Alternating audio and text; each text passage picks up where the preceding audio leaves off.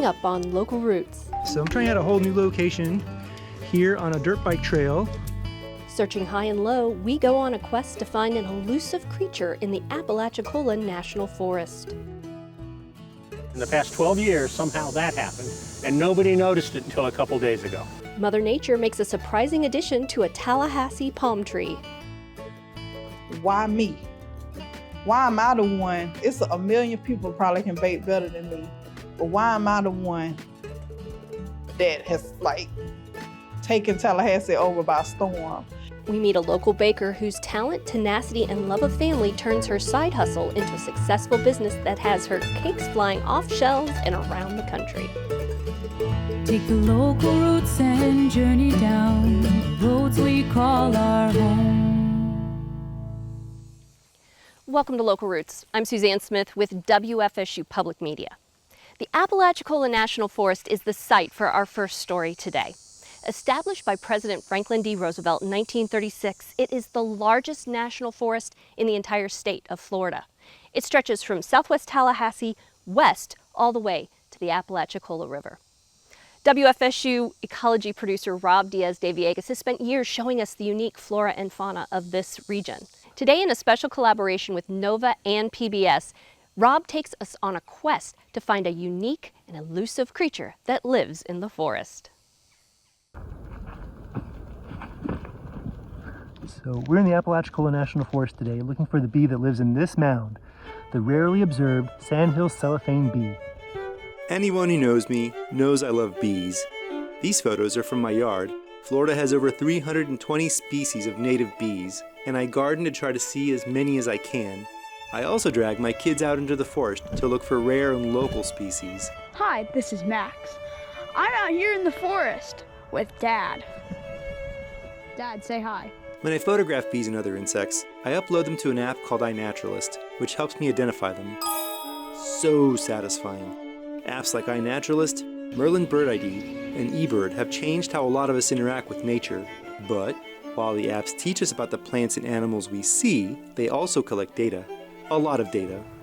And so I wondered, how useful is our data to researchers?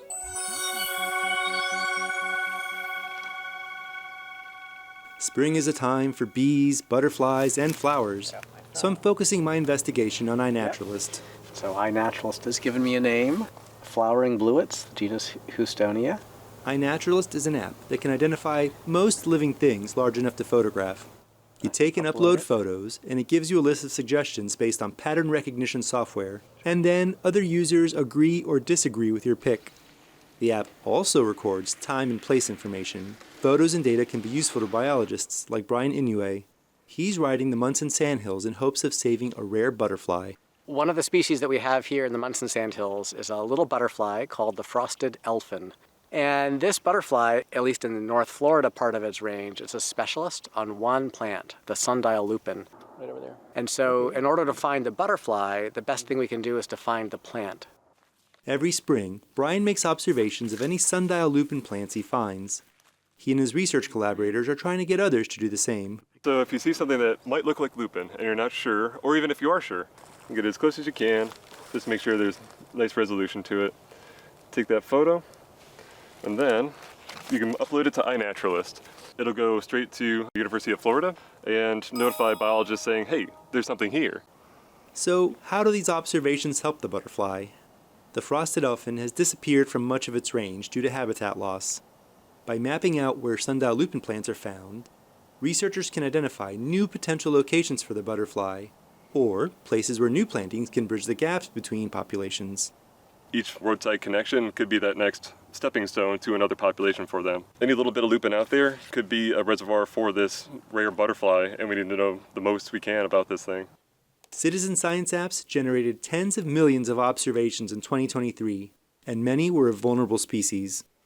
The red points on this map are iNaturalist observations used by the Florida Natural Areas Inventory, or FNA. They're partners in the Frosted Elfin Project, and they monitor hundreds of plant and animal species of interest. That's a lot of data from non-scientists like myself about gopher tortoises, frosted flatwood salamanders, and, yes, rare bees. But how reliable is it? We visit one of those data points to find out. We're going on a bee hunt. Here at Leon Sinks, a rarely observed Sandhills cellophane bee was photographed on a blueberry bush. Maybe. FNA biologist Dave Almquist explains. The iNaturalist records, to me, the pictures weren't quite 100% saying that it was that species. It was definitely the same genus or a relative of the bee that we're looking for. If a photo isn't clear or close up, a researcher might not see what they need to see to definitively ID a species. I think that my GPS signal But the observation has location data, and that leads us right to the bush. No bee. Next, we check in the sandy areas where the bee is likely to nest. It doesn't feel quite as soft like beach sand or dune sand. The places I know of with the most burrows, they seem to be it's much more soft. Like if you walked in it, it would give under your feet. No luck here. There are no bee nests in this sand. But now, I'm making it a point to find the bee. The bee was discovered just a few years ago, and researchers like Dave are trying to learn more about it. If I can find it in a new place, we'll know just a little bit more about its range. After our trip to Leon Sinks, Dave went back to his computer and found other likely spots he thought the Sandhills cellophane bee might be inhabiting, and he sent me a map. To make his map, Dave used iNaturalist data in a way he hadn't before. He looked for plants associated with the bee's habitat. So the Sandhills cellophane bee, as the name suggests, needs sandhills to make its nests. But those sandhills are always usually next to, cypress wetlands like this one here. Part of the reason is this wetland is surrounded by climbing fetterbush. It's all along the edge of this wetland here. It's a strange blueberry relative vine that climbs up trees, burrows under their bark for support, and comes back out, but it's not parasitic. I also took records for turkey oaks because those are an indicator of sandhill, this nice dry xeric area that the bees can burrow into easily. Location 1. I find a cellophane bee immediately. But is it a Sandhills cellophane bee?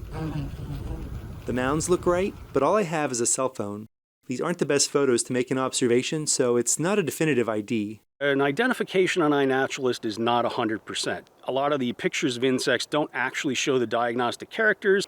If there's not enough detail, you can't really tell unless you can actually get a really good macro photo of some insects. I returned a couple times with my work camera. You can see the difference. Now I have a research-grade observation for a Sandhills cellophane bee. This means 2/3 of the people who ID'd the photos agree on the species. In this case, the people who verified the ID were biologists. They usually check on observations related to their specialty. So I'm trying out a whole new location here on a dirt bike trail. I check out other sites on Dave's map, and so does he. So I think between you and I, we've found at least 3 new sites for the bee. Honestly, I'm surprised that it worked out as well as it did. I expected to maybe find 1 new site, but not 3 of them in this short of an amount of time. That's 3 new data points for Dave and his team. Like with the frosted elfin, we used iNaturalist data for plants to help find the insects that use the plants.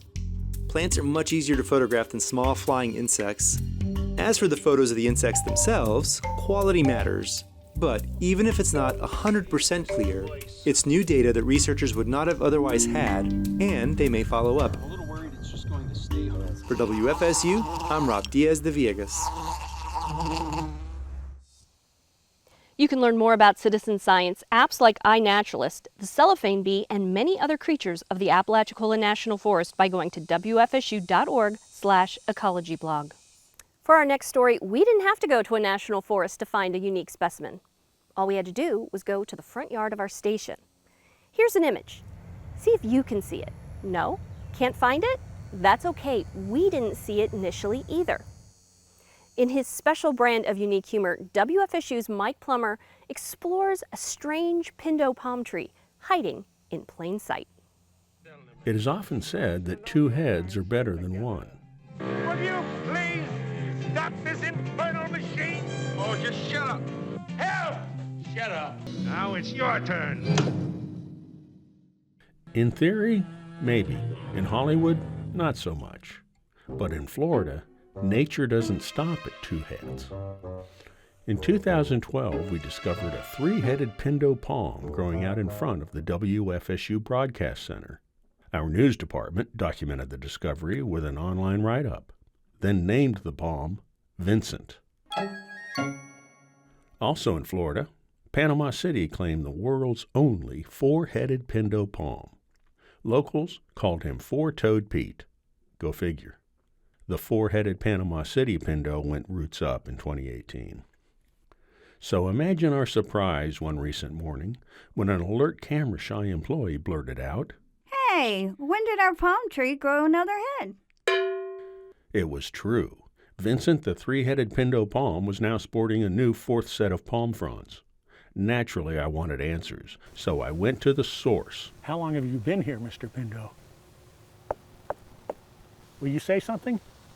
But my queries went unanswered. Vincent wasn't talking. Undaunted, I dispatched a crackerjack research team to sift through the archives. And they hit silver. Silver nitrate, that is. Bingo. A photo of young Vincent dating back to 1983. That's him hiding behind the broadcast center sign. Furthermore, he appeared to only have one head. We now knew Vincent was at least 41 years old and was originally a monotop. One of the great advantages of working at a top research university is that we have access to smart people, unfazed by unusual questions. I contacted David McManus, Assistant Director of Landscaping at Florida State University. We're here, we see these two trunks develop. Yep. The central bud was disturbed in some fashion, and then two buds developed, growing and making these two heads, which then later, for some unknown reason, once again, we have them branching out so that we have four heads. So we think that, so this is first, then these two two are second, right. And this would be third? Right. Okay. Which happened, twice there. And then over here, this is one we just discovered. Yes, this head here is younger than... is it this one or this one? This is the youngest right Okay. here. It's come out. And this is the older one right here. Okay. Yeah, because we had, in 2012, this was a three-headed palm. But now it's a four-headed. But now it's four-headed. So in the past 12 years, somehow that happened, and nobody noticed it until a couple days ago. The Pindo Palm is widely planted here. It's originally from southern Brazil, northern Argentina, Paraguay, and Uruguay in South America. And its native habitat is many times found in grasslands and in dry forest. So the Pindo Palm, in relation to other palms, it is a slower growing palm, and it's quite long-lived. And it's very likely that there are a number of specimens, in South America that, may be upwards to nearly 400 years old. Oh, wow. We're talking hundreds of years, not Yes. decades. Right. So do you have any idea what causes the Pindo Palm to grow multiple heads? Anything that really disturbs that central apical bud, causing it to bend or break, can then stimulate the production then of more than one apical bud.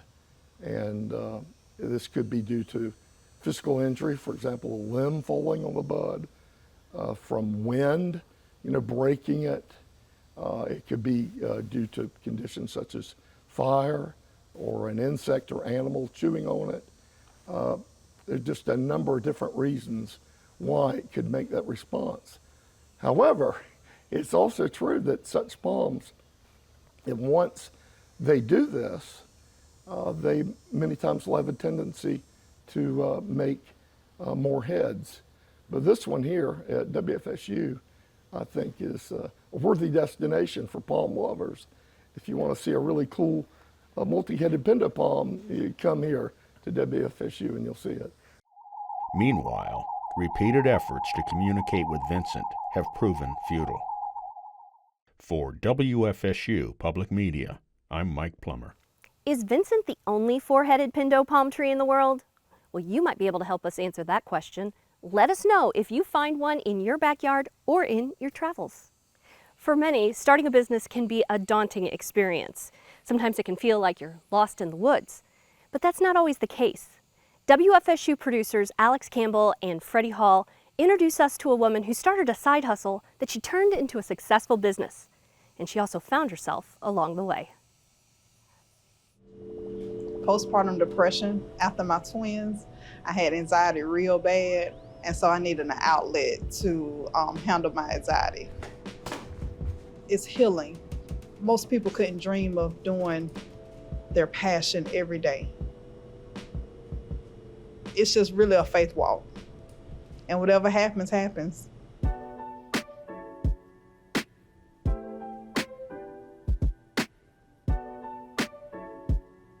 I probably was about 12 years old, just baking cookies.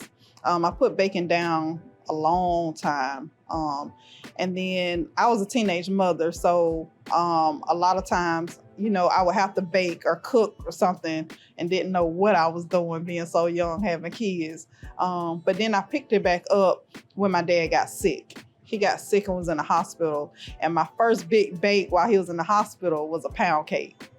And so my sister said, "Oh, girl, you did it. You might need to do something about this." I sat it down for a long time after that. He got well, I stopped baking. And so once I had the twins, that's when I picked it back up. So being that I had kids so early in life, as a teenager, I had 2 kids by the age of 19. And then I had another child at like 27. And then having the twins at like 32 years old, I had pretty much teenagers, and then I had little babies. And so I think the shock of it all, having to come home and seeing so many kids at one time, and then you having to alter my time with each one and making sure that I spent enough time with each child and still going to work, the pressures of life I just felt like it was running me crazy. And so I just needed something. Like I would go home and just cry, didn't want to be there. Postpartum is, depressed that I don't have my mama, like I don't have any help, even though my husband was there, but these babies crying all the time. And I'm like, okay, I need something to kind of tune that out just for me. I need something just for me. And so baking was that for me.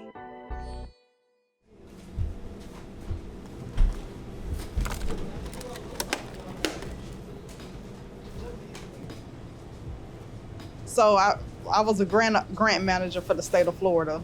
And so I couldn't concentrate at work. And so one of my good friends, Brittany Jones, called me and she said, "Girl, I just quit my job to go full time and being an entrepreneur." And I said, "Hold on, let me go outside real quick." And so she talked to me and she kind of inspired me. And I was like, okay, God, maybe that's the nudge I needed to get out here, because I can't think about anything else but cake. I can't go nowhere in the state because they like, "You the cake lady." And so it's just like everybody just kept talking about cake. And so about a month later, I put in my 2-week notice. Tailored Confections. So in the beginning, I was telling my sister I need a catchy name. And she was like, "Oh, you tailored the confections to their taste buds." I was like, "Okay, girl." And so that's how I Tailored Confections. As we've grown, it was too long. And so I was like, TC. So TC. So now I'm known as Miss TC, which has nothing to do with my name. So Southwood Sweets in Southwood, they reached out to me and was like, "Hey, would you be interested in partnering up? I need a bakery," because they had another bakery and they pulled out at the last minute. And so someone mentioned me.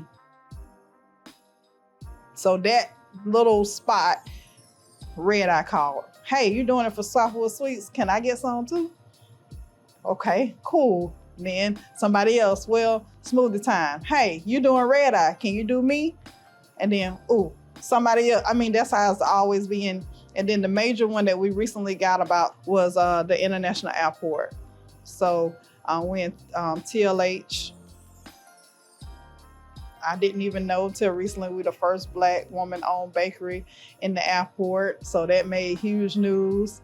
So, it's been good. It's been good. Yes, and we have vending machines. So those are the vending machines.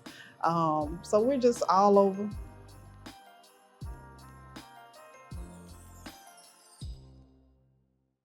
So they called me. So they have a new baker. They have a new Tailwind is the actual vendor for the airport. They called me and said, hey, we want to bring in local businesses to help garner some more publicity for the airport. Sure. We go there. As soon as I walk into the airport, they're like, TC Bakery? Because I had my shirt on, you know, and they're like, you coming in here? You coming in here? And I was like, yeah. And so from there, he was like, oh, I guess you already in here then. And so I filled out the paperwork and it's been gold ever since. That airport has blessed my life because now not only am I being known here at home, but people are doing international flights. Because I'm after TSA. So they can take it on the plane with them. So now I have people in like Ohio and Charlotte and these different areas around the country like, hey, I had your product and I got it from Tallahassee Airport. So it has catapulted the business another level. And then to have, you know, Black Enterprise call me and say, hey, you know, you're the first Black. What? I didn't even know. Like, because that's never my intention to get the notoriety. It was just another opportunity for people to like my stuff. Best case you can buy. Thank you. Seeing someone smile, you know, the money is great and it's good and all that, but at the end of the day, my main focus is I want you to enjoy my product. That's all I really want. So if you celebrating a birthday or a wedding and you choose me as part of your celebration, that's an honor for me. You know, sometimes I don't even take money just because I just like to see the smiles. That's what's driving me. That's my passion, is to see people enjoy my product because it takes them back to a time where, you know, I remember my big mama used to make this and, you know, my sweet potato pie, they'll say, oh my goodness, it tastes just like my grandmama. That's what I want. And so that's really what's like the driving force behind everything. So off and on, I would get every blue moon, but now I'm getting pretty often. And I refer her to all of my friends, my church members, co-workers, and so forth, and just trying to, you know, support her. Support, you know, a Black-owned woman business who really has a heart for, you know, it's her business, but she has a heart for, you know, serving people. So you want to support individuals that are doing things like that.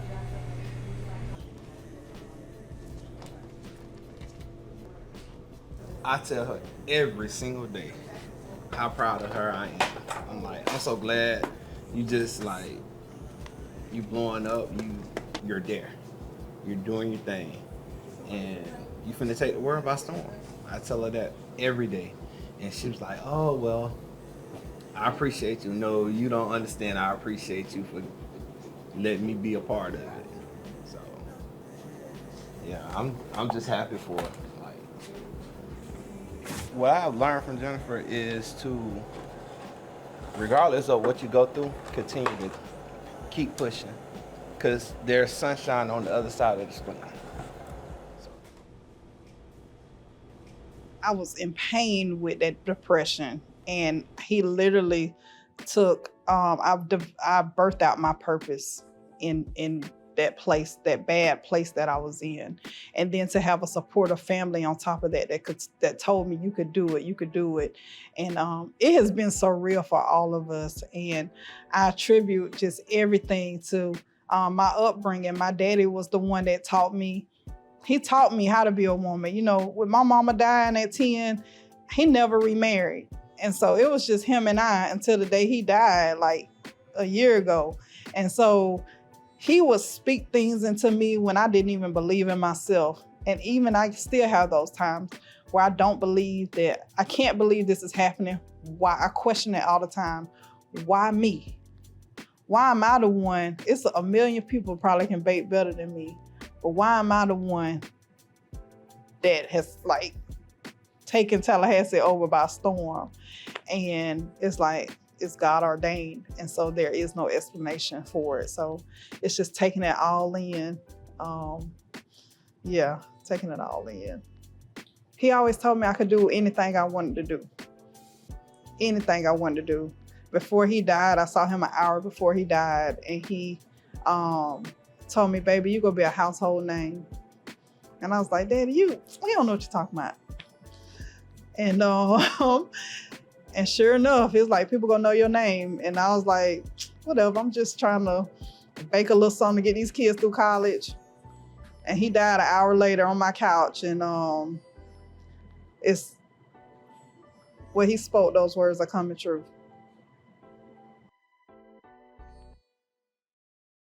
Baking has provided that same outlet for me, especially now that my dad's gone. It's healing. It's healing to me. And seeing that people are enjoying the product and seeing the fruits of my labor and seeing everything that he's spoken to my life and seeing that it's coming true. I mean, that's a driving force for me every morning, that I get to do something I love every single day.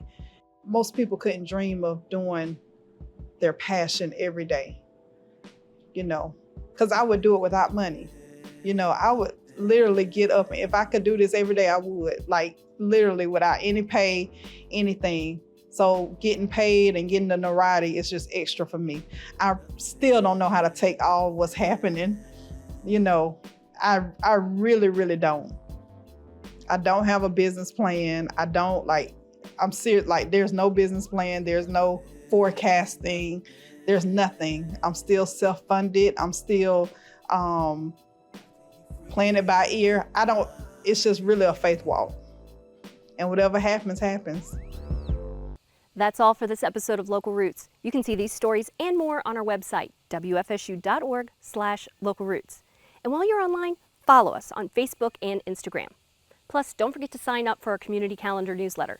Delivered weekly to your email, it is a great way to stay on top of events happening in person and in the virtual world. I'm Suzanne Smith, and for everyone at WFSU Public Media, thanks for watching. Have a great week, everyone. Magnolia trees greet the southern breeze in the land where rivers wind. Seeds that spring up from the past leave us treasures yet to find. Where our children play along the land our fathers build with honest hands. Take a moment now and look around the paradise we have found. Take the local roots and journey down